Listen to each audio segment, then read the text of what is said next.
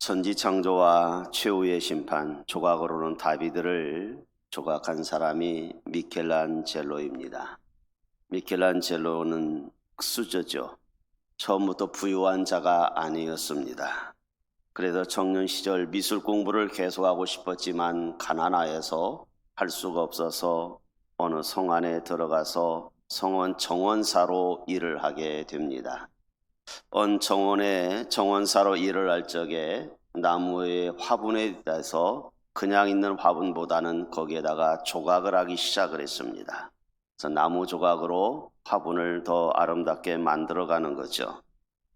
지나가던 이 성주가 백작이 묻습니다. 월급을 더 주는 것도 아닌데 굳이 그 나무에다 조각을 해서 그렇게 꾸밀 필요가 있겠는가? 그렇게 미켈란젤로에게 말을 하니 미켈란젤로가 이야기하기를 저는 이 정원을 사랑합니다. 그리고 정원을 아름답게 하는 것이 나의 본분이고 기쁨입니다. 나에게 보수를 얼마 더 주고 안 주고는 나와 상관은 없는 이야기입니다. 라고 그의 마음을 보고 이 백작이 미켈란젤로를 계속 미술 공부할 수 있도록 후원자가 되었다는 이야기가 있습니다. 누가 시켜서가 아니라 하나님 앞에서 살아가는 인생은 우리에게 맡겨진 일에 대해서 사람을 감동시킬 수 있는 비결 중에 하나가 그저 열정을 가지고 살아가는 것 중에 하나입니다. 하나님께서 우리에게 허락한 시간 속에 우리는 위대한 작품을 만들 수 있는 사람들입니다. 그것은 내 안에 열심이 있고 열정이 있으면 무언가 만들어낼 수 있는 사람들이란 이야기입니다. 헤겔이라고 하는 독일의 철학자는 이야기를 하기를 이 세상에 열정 없이 이루어진 것은 아무것도 없다라고 이야기를 했습니다.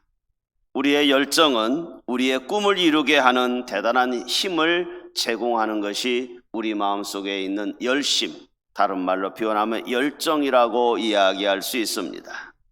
성공하는 사람들의 열정이라고 하는 포트폴리오라고 하는 그 책의 내용 속에 잠시 보면 세계적인 기업과 정치가 CEO들, 플리처상이나 아카데미상을 받았던 많은 세계 지도자급의 200여 명을 추적조사했다 합니다.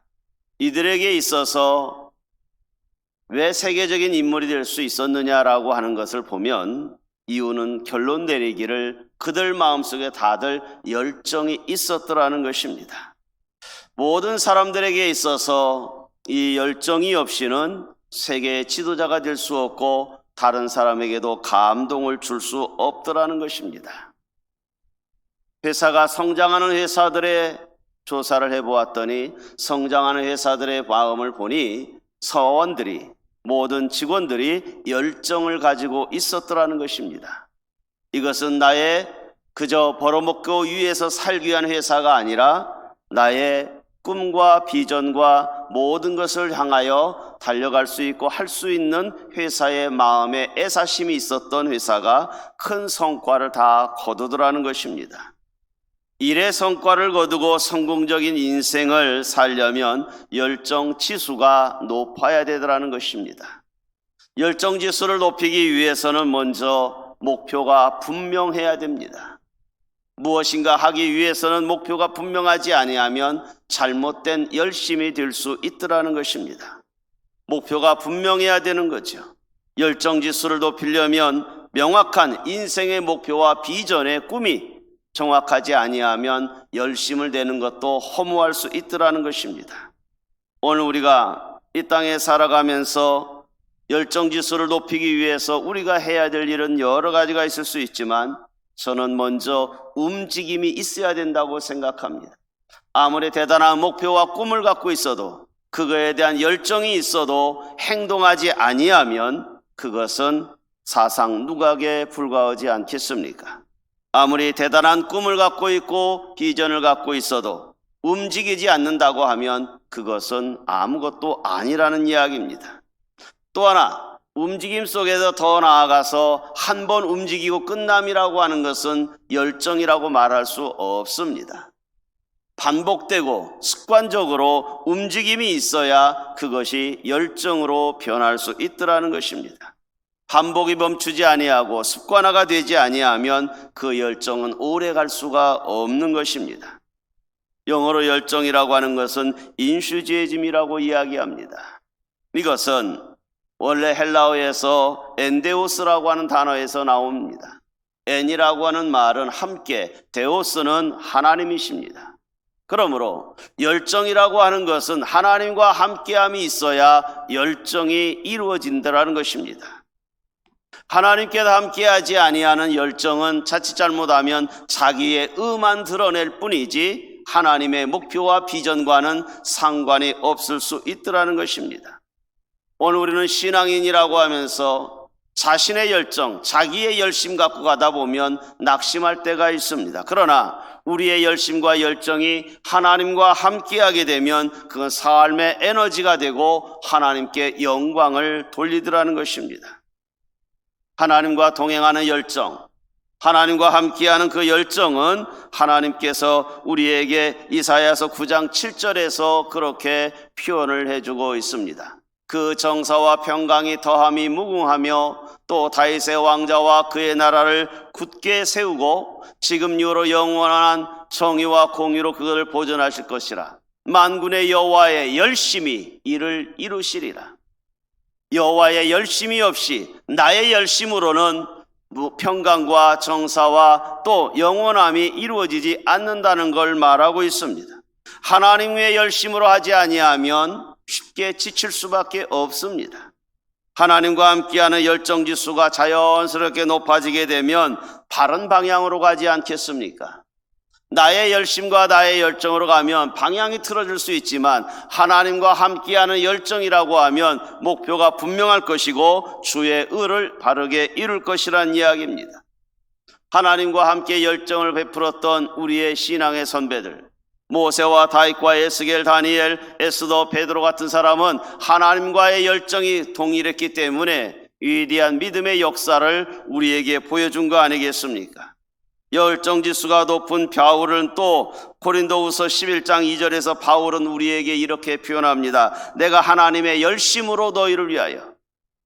바울이 그렇게 전도 사역을 하고 열심히 했는데 무엇 때문에? 하나님의 열심을 위하여 했다는 거예요. 내가 열심을 내노니 너희를 정결케 처녀로 한 남편 그렇게 드리려고 중매함이로다. 모든 성도들아, 내가 구원의 복음을 이렇게 왜 열심히 한줄 아느냐? 하나님의 열심이 나에게 있었기 때문이라는 것입니다. 기적은 움직여야 되죠. 움직이지 않으면 기적의 역사는 일어나지 않습니다. 더 나아가서 기적의 열심과 더불어서 습관화가 되어야 됩니다. 신앙의 길이 하루아침에 되는 건 아닙니다. 기도의 열정이 하루아침에 쌓여지는 것이 아닙니다. 계속된 나의 신앙의 평소의 습관이, 신앙의 기초가 잘 다져져 있어야 삶의 현장에서 하나님 중심의 삶이 되는 것이죠. 어느 장로님이 그의 아들이 소심한 성격이어서 이 아들을 태권도 학원에 보냈답니다. 태권도 학원을 보냈더니 열심을 하더라는 거죠. 그런데 어느 날 아들이 아버지한테 그러더랍니다. 아버지, 국기원에서 승단 심사가 있는데 그동안 탄 따기 전까지는 지방에서 했는데 이제 승단 심사를 국기원에서 하는데 하필이면 주일날이래요 라고 이야기하더라는 거죠. 지금은 다 토요일날 국가고시가 있지만 전에는 국가고시가 주일날 했었잖아요. 그러니까 네가 결정할 일이지 라고 장로님이 그렇게 아들한테 공을 떠넘겨 보았대요. 그랬더니 아들이 고민되는 거죠. 승단심사는 주일날 받아야 되기 때문에 주일날이고 또 명색이 장로님의 아들인데 예배는 또 안 드릴 수도 없고 이 아들이 고민스러운 거예요. 예배는 언제나 드릴 수 있지만 이 승단심사는 이번 한 번뿐일 수도 있는데 주일 한 번쯤 빠지면 어때? 라고 생각이 들더랍니다. 그래도 한편으로는 하나님께 예배드리는 날인데 빼먹으면 승단심사에서 떨어질 수도 있을 텐데 양쪽 마음이 갈등이 심하게 되는 거죠. 어떠한 결정 내리기가 힘들더라는 거죠. 주일 아침에 되어져서 장로님의 아버지가 그렇게 말을 했답니다. 승단 심사 안 해도 된다. 굳이 네가 태권도 단을 안 따도 세상 살아가는데 지장 없다. 그렇게 이야기하더라는 거죠. 아들은 포기했습니다. 여러분, 평소에 하나님과의 열정의 열심의 관계가, 신앙의 관계가 바르게 정립되어 있지 아니하면 주일날 야, 네 형편이 그런데 오늘 주일 쉬고 네 일 해라 할 수 있지 않겠습니까? 하나님을 섬기는 일에 방해가 되는 것이라면 아무리 중요한 일이라도 포기할 줄 아는 것이 하나님에 대한 열정을 갖고 있는 거 아니겠습니까? 우리가 취미생활이 아무리 중요하고 처가살이와 시집살이가 아무리 중요해도 하나님에 대한 신앙의 평소의 습관의 열정이 늘 갖고 있다고 하면 주의를 범할 수 없는 거 아니겠습니까? 거룩한 성수주의를 할 수 없는 상황들이 우리에게 점점점 다가오고 있습니다. 지방도 이제 단계를 높이겠다고 이야기하고 서울 수도권에서는 20명 이하의 예배만 드리라고 하고 이 모양 저 모양으로 우리의 예배를 자꾸 목죄해 오고 있습니다. 계속해서 우리에게 코로나19보단 더 무서운 세상들이 우리에게 다가오지 않겠습니까? 그러함에도 오늘 우리는 예배를 쉴 수가 없습니다. 듣도 보지 못한 비대면 예배라고 하는 용어가 등장을 합니다. 예배면 예배지 무슨 비대면 예배가 있습니까? 하나님 앞에 예배가 하나님을 바라보면서 예배하는 것이지 비대면 예배란 말이 용어조차도 생소한 시대에 살고 있지 않습니까? 우리는 하나님 앞에 목적지가 분명히 정해졌습니다. 우리가 차를 몰고 가면서 목적지 없이 가는 차는 하나도 없습니다. 목적지에 도착할 때까지는 계속해서 전진해 가는 것입니다. 이와 같이 우리의 가야 할 믿음의 길, 하나님 나라의 길, 진정한 신앙의 길은 우리가 목적지를 향하여 가는 길이 뒤돌아설 여는 하나도 없습니다. 힘들고 어렵다고 해서 멈출 수도 없습니다. 중도에 가기 싫다고 포기하면 목적지에 도착할 수 없는 차가 되는 거 아니겠습니까? 우리가 가야 할 마지막 종착의 목적지는 저 하나님의 나라입니다. 그걸 알기 때문에 천국을 향한 우리의 신앙의 도로를 우리는 계속해서 달려가야 할 것입니다. 온전한 믿음, 진정한 신앙이 무엇입니까? 하나님 앞에 계신 하나님의 말씀에 소망을 두고 약속을 믿고 의지하면서 앙망하면서 계속해서 적극적으로 전진해 가는 것이 진정한 믿음이고 진정한 신앙 아니겠습니까? 우리는 망설이면서 주저서 앉으실 수도 없고 더군다나 후진할 수는 더욱더 없습니다. 신앙은 후진해서는 안 됩니다. 신앙은 정체되어 있다고 하면 이미 그 차는 망가진 차 아니겠습니까? 오늘 본문 10장 여기 38절 말씀을 한번 다시 보려고 합니다. 38절 말씀에 보니까 나의 의인은 믿음으로 말미암아 살리라. 또한 뒤로 물러가면 내 마음이 그를 기뻐하지 아니하리라 하셨습니다. 우리의 믿음이 있다고 하면서 명색이 기독교인 크리스찬이라고 하면서 뒤로 물러가면 하나님이 기뻐하지 아니한다고 말하지 않습니까? 누가복음 9장 62절에서도 예수님께서도 우리에게 그렇게 말합니다. 손에 쟁기를 잡고 뒤를 돌아보는 자는 하나님 나라에 합당하지 아니한다고 말씀하고 있습니다. 우리가 믿음의 생활을 하면서 뒤를 돌아보지 말라는 말씀을 우리가 믿게 하지 않겠습니까?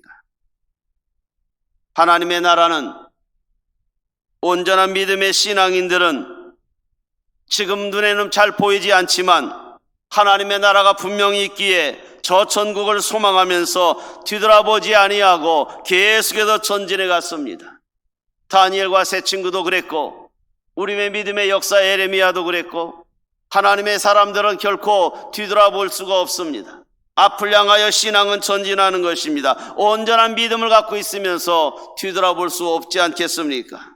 믿음의 환경이, 믿음의 조건들이 갈수록 험담해지고 있습니다. 우리를 엄습해오는 것들이 너무나 답답한 현실들이 많이 있습니다. 그러함에도 오늘 믿음의 현장에 있는 우리 초원교회 성도들은 오늘 말씀을 통해서 영적으로 더욱더 무장되기를 축복합니다. 뒤돌아보지 맙시다. 앞을 향하여 전진합시다. 어떠한 경우라도 전진하는 신앙의 성도들이 되기를 축복합니다. 그러게 하기 위해서는 영원한 하나님의 산업을 바라보시기를 바랍니다. 왜 믿음의 성도들이 환경과 조건에 의해서 자꾸 왜 무너집니까? 신앙의 퇴보가 왜 나타납니까? 이유는 하나입니다. 육신적인 것을 먼저 생각하기 때문입니다. 육신적인 낙이 하나님의 약속보다, 장래의 산업보다 더 크고 중요하다고 여기기 때문에 조건과 환경에 따라서 주저앉고 있다는 것입니다. 지금의 조건과 환경보다 저 눈에 보이지 않는 저 하나님의 산업을 더 크게 면류관을 바라본다고 하면 지금의 조건과 환경에 주저앉지 않지 않습니까? 마태복음 13장 22절 말씀에 우리는 씨앗의 비유를 많이 하고 있습니다. 그런데 그 비유 중에 하나가 가시떨기에 뿌려졌다고 하는 말씀을 합니다. 가시떨기에 뿌려졌는데 처음은 신앙이 있는 것처럼 자기의 이름을 위하여, 자기의 얼굴을 드러내기 위하여 뭔가 하고 하자 하는데 조그만한 주위 환경과 조건이 나를 엄습해 오게 되면 세상의 염려와 재물의 유혹의 말씀이 유혹이 되어서 결실하지 못하는 수가 있더라는 것입니다. 하나님 나라의 영구한 저 영광의 면류관을 바라보지 못하고 그 존귀와 가치를 잠시 잊어버리는 순간에 지금의 환경과 조건에 의해서 예배를 중단하고 신앙의 정체성을 갖다가 잊어버리는 경우가 있더라는 것입니다. 오늘 본문에 나오는 히브리인들의 이 신앙에 있어서 믿음의 성도들은 하늘로부터 저 영고하고 영원한 생명의 면류관을 바라보기 때문에 중단할 수 없는 신앙이었더라는 것입니다. 어떠한 환난과 비방 앞에서도 이브리 기자들에게 쓰여질 때 당시에 로마의 핍박이 있었지 않겠습니까? 유대인들의 핍박이 있지 않겠습니까? 그러함에도 유대인들과 저 로마인들의 핍박이 있음에도 불구하고 영구한 하나님의 나라를 바라보기 때문에 지금의 환경과 조건에 저 사자밥이 된다 할지라도 감옥에 간다 할지라도 신앙의 중단을 할 수 없었기 때문에 말씀하는 겁니다. 또한 뒤로 물러가면 하나님이 기뻐하지 아니한다는 이 신앙의 고백이 쉽지 않았을 것이 아니겠습니까? 33절과 34절의 말씀에 보면 당시의 시대적인 상황을 볼 수 있습니다.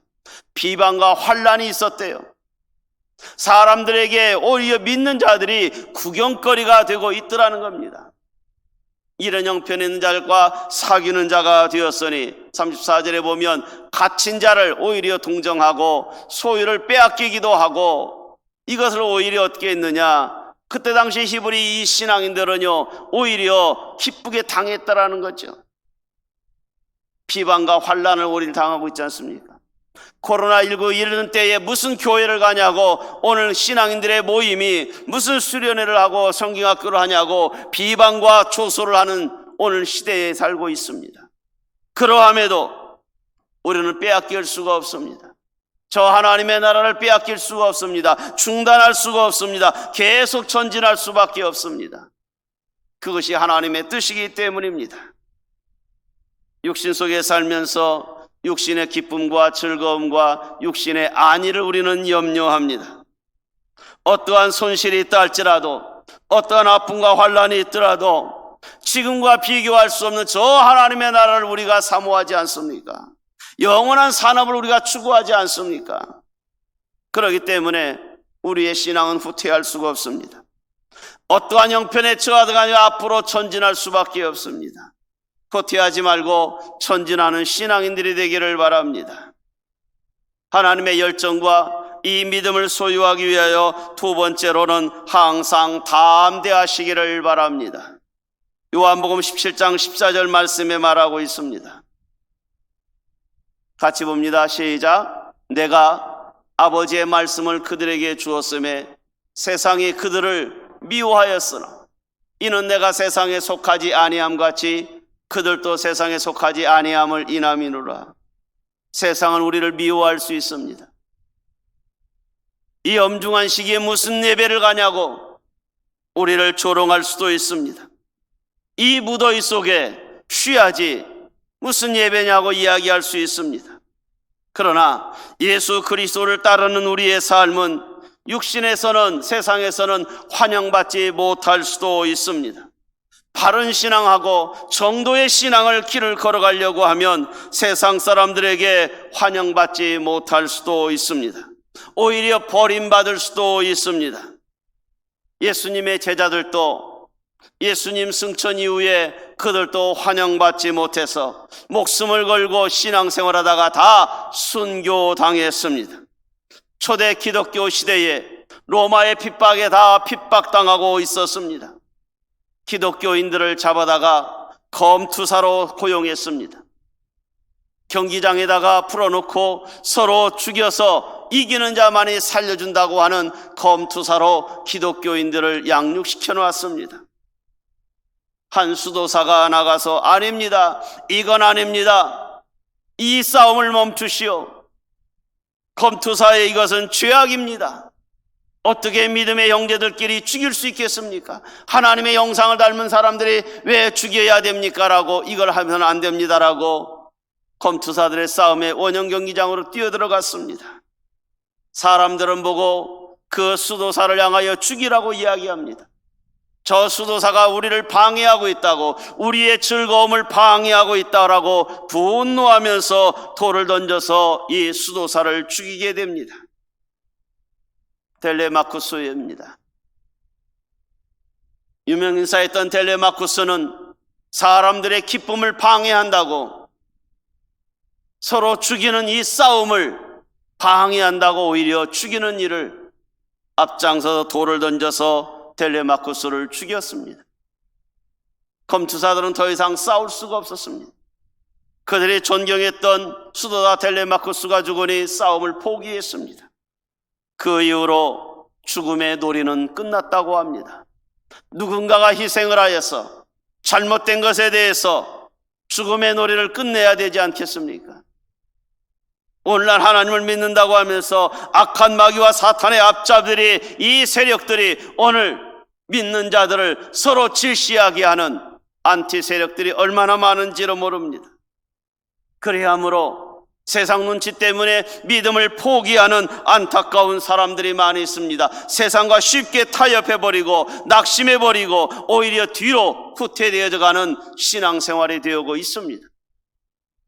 1200만의 성도들이 850만이 되어지더니 이제는 이 코로나로 인해서 얼마인조차도 이제는 통계조차도 낼 수 없는 기독인의 시대가 되어져 가고 있습니다.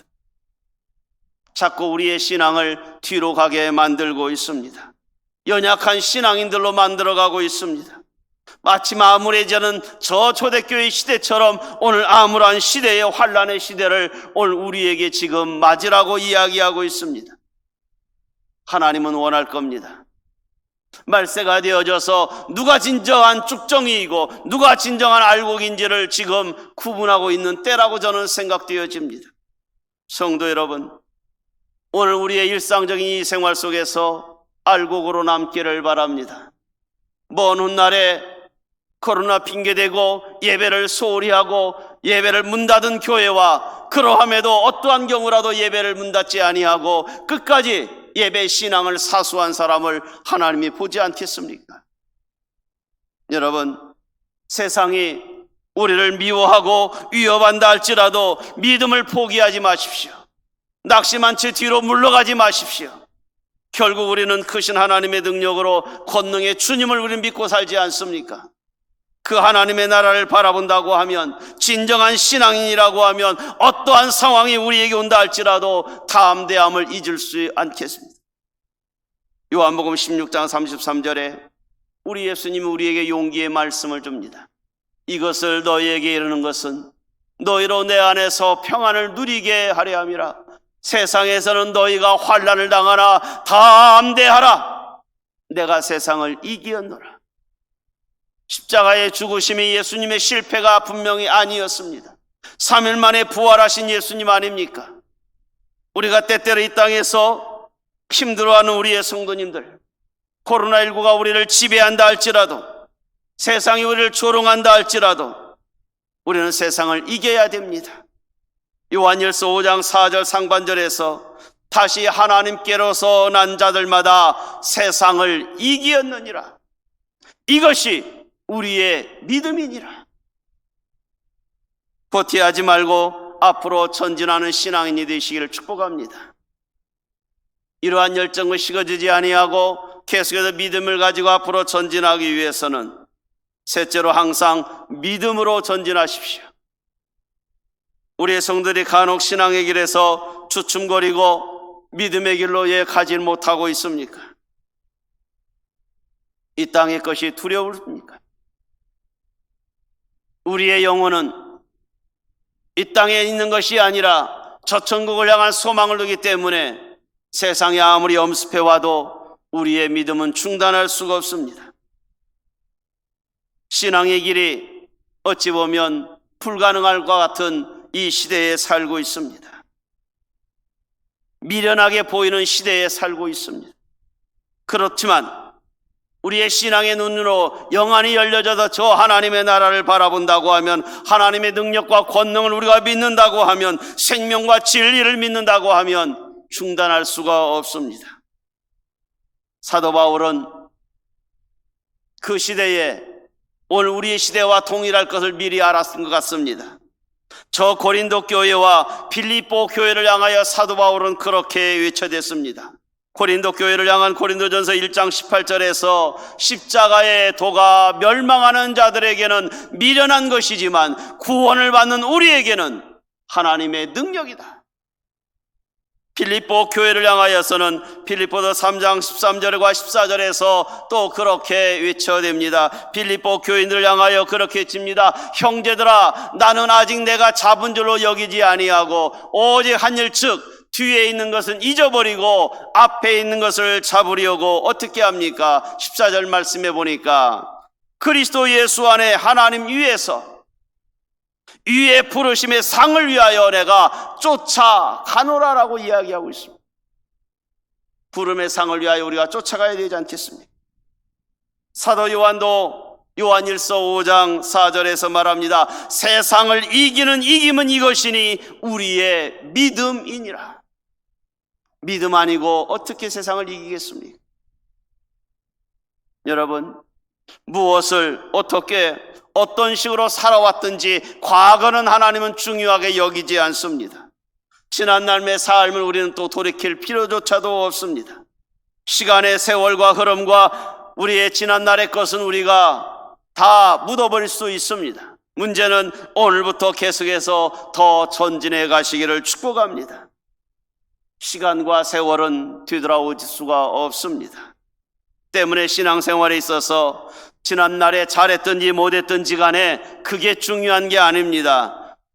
조금 지근한 날에 젊었을 때 내가 이랬었는데, 왕년에는 그랬었는데, 이거조차도 자랑거리가 못 되는 시대에 살고 있습니다. 지금 우리의 믿음을 지금부터 열정의 습관을 다시 한번 세워가기를 바랍니다. 앞만 보고 전진합시다. 쉬지 말고 앞으로 전진하는 신앙이 되기를 바랍니다. 어려워도 힘들어도 주님을 향한 믿음의 열정을 계속해 갖고 가기를 바랍니다. 이섬 이야기 중에 하나가 몹시 더운 날 까마귀가 물을 찾아 돌아다녔습니다. 우연히 물을 발견했습니다. 어느 나그네가 먹다가 버렸는지 물병 안에 물이 있습니다. 그런데 까마귀가 부리를 집어넣어도 물병 속에 있는 물까지 닿지를 않습니다. 목말라 죽을 지경인데 까마귀는 계속해서 돌을 물어다가 그 병 안에다가 집어넣기 시작했습니다. 자그마한 것을 계속해서 집어넣다 보니까 밑바닥에 있었던 물이 점점점 차올라오더라는 것입니다. 겨우 찾아낸 물을 포기할 수 없었던 까마귀조차도 그렇게 함으로써 물을 먹었던 것처럼 오늘 우리의 현장의 삶의 현장에서 어렵게 지켜가는 이 신앙을 우리는 포기할 수 없고, 어떤 방법을 통해서라도 어떠한 생각을 통해서라도 우리의 예배는 계속되어야 될 것이고 우리의 믿음은 계속해서 전진해야 될 것입니다. 신앙의 생수의 물을 우리는 목을 축여야 되지 않겠습니까? 포기하면 그것으로 끝이지만 포기하지 아니하면 답을 발견할 수 있지 않겠습니까? 어둠이 있어야 반딧불은 더 빛나더라고요. 고난과 역경이 있어야 정말 아름다운 열매가, 우리의 신앙의 열매를 아름답게 보일 수 있지 않겠습니까? 어두움의 고난의 시대, 코로나19 시대에 우리가 살고 있습니다. 소상공인들 얼마나 힘들습니까? 요양병원에다 부모님 모시고 사는 우리들 마음대로 찾아볼 수 없는 시대에 살 수 있습니다. 어두운 이 시대인 것은 분명하지만 옳은 일, 좋은 일이라고, 그것이 최고의 것이 믿음이라고 우리가 판단되어지면 우리는 포기할 수 없습니다. 성도 여러분, 장애물들이 우리 앞에 어떠한 것이 온다 할지라도 무릎 꿇지 맙시다. 신앙의 포기가 있어서는 안 됩니다. 오늘 본문의 마지막 절인 39절에 우리에게 그렇게 히브리인들은 우리에게 위쳐되고 있습니다. 우리가 뒤로 물러가 멸망할 자가 아니요 오직 영혼을 구원함에 이르는 믿음을 가진 자로다. 오늘 저와 여러분 온전한 믿음으로 무장되기를 바랍니다. 우리는 뒤로 물망할 자가 아닙니다. 후퇴할 자가 아닙니다. 진정한 신앙의 길로 전진할 자입니다. 하늘의 면류관, 영생의 면류관을 우리에게 아름답게 씌워질 그날을 바라보면서 육신의 생각들이, 육신의 삶들이, 육신의 환경들이 아무리 엄습해 온다 할지라도 우리를 유혹하고 우리를 주저앉게 맡는 사탄의 세력이 공격하고 멸시한다 할지라도 우리는 주저앉을 수 없습니다. 성도 여러분, 폭염이 아무리 강해도 하나님의 신앙의 열정보다 강해서는 안 되지 않겠습니까? 오늘 여러분 믿음의 이 현장에서 영원한 하나님의 나라 보면서 또 한 번 마음가짐을 갖기를 원합니다. 하나님, 신앙의 열정을 다시 한번 회복하여 주시옵소서. 반복된 믿음의 기도가 하나님이여 나의 체질화가 되어 주시옵소서. 담대한 믿음을 갖고 하나님 전진하게 하여 주시옵소서. 영육간에 승리하는 내가 되게 하여 주시옵소서. 다시 한번 새 출발되는 오늘 한날이 되어져서 이 한 주간에도 승리의 깃발을 꽂는 여러분 되기를 주의 이름으로 축원합니다. 기도하겠습니다. 하나님 아버지, 온전한 믿음으로 무장하기를 원합니다. 진정한 신앙의 길을 달려가게 하여 주시옵소서. 세상에 우리를 여러 가지로 유혹하고 공격하고 멸시하고 우리를 주저앉게 하고 있습니다. 그러함에도 오늘 우리는 하늘의 면류관, 영광의 면류관을 씌워줄 것을 바라보면서 하나님, 우리가 전진하기를 원합니다. 옛날로 되돌아가거나 주저하지 않게 하여 어리석음이 나타나지 않게 하여 주시옵소서. 담대한 믿음을 가지고 전진하면서 영육간에 승리하는 또 한 주간 되게 하여 주시옵소서. 예수님의 이름으로 기도하옵나이다. 아멘.